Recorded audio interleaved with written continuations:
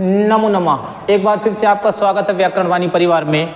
और आज हम एक ऐसा विषय पढ़ रहे हैं जो बहुत ही महत्वपूर्ण है।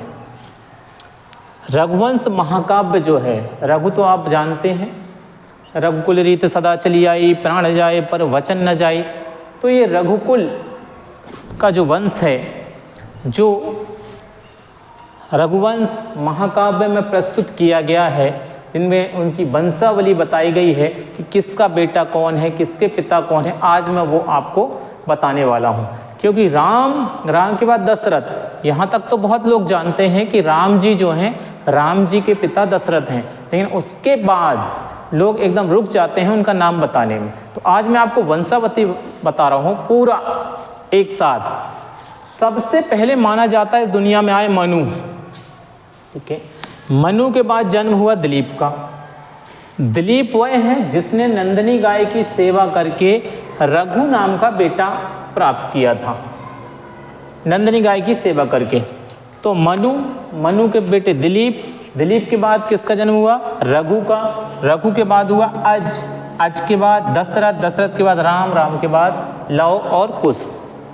सबसे महत्वपूर्ण तो ये है, शुरुआत कहाँ से हुई है? मनु से। मनु बेटा कौन? दिलीप का बेटा कौन? रघु के कौन? अज के बेटा दशरथ। सब एक एक चले आ रहे हैं, सिंगल। मनु, दिलीप, रघु, अज, दशरथ। दशरथ के बाद जन्मे कौन? राम के बेटा लव और कुश का बेटा अतिथि, फिर कौन? निषद के बाद नल के बाद नभ के बाद पुंडरीक।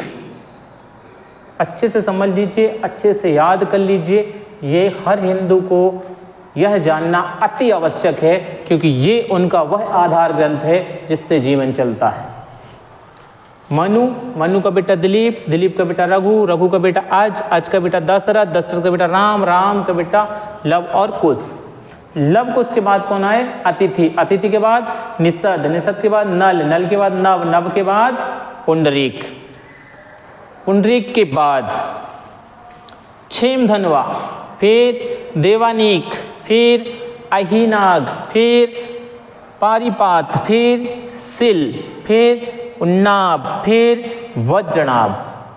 याद रखिएगा, नाम थोड़े कठिन हैं लेकिन आपको याद करने होंगे।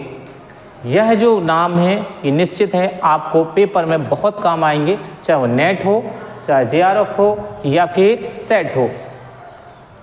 शंकर, ठीक है, व्युषिताक्ष, विश्वसह, हिरण्यनाभ, कौशल्य, बृहस्पति, पुत्र मतलब नाम है एक उनके बेटे का, है ना, ठीक है। बृहस्पति के बेटे का नाम है पुत्र, और पुत्र का बेटा पुष्य, और पुष्य के बाद ध्रुव संधि। क्या आ जाएगा? ध्रुव संधि। इसको ध्रुव कर लो, ध्रुव लिखा है, ध्रुव संधि। इसके बाद सुदर्शन, और लास्ट में जो दिए हैं अग्निवर्ण। इस प्रकार अभी तक जो वंशावली प्राप्त हो रही है रघुवंश महाकाव्य में, उसमें अभी तक टोटल कुल कितने 31 राजाओं का नाम जो है वो हमें प्राप्त होता है। यह राम की वंशावली मनु से चालू हुई, दिलीप, रघु। हाँ, ये जो हैं, यहीं से कहा जाता है कि रघुकुल रीत सदा चली आई, प्राण जाए पर वचन न जाई। इनका एक किस्सा मैं आपको अभी सुनाऊंगा, दूसरा वीडियो आ रहा है, इनका किस्सा सुनिएगा कि ऐसा क्यों कहा जाता है। वह कहानी मैं आपके सामने ला रहा हूँ। तो ये है राम की वंशावली, श्री राम जो हमारे हैं उनका ये वंश है। तो आप इसको ध्यानपूर्वक सुनते रहिए। अगर चैनल अच्छा लगता है तो सब्सक्राइब करिए इसी प्रकार की जानकारी के लिए।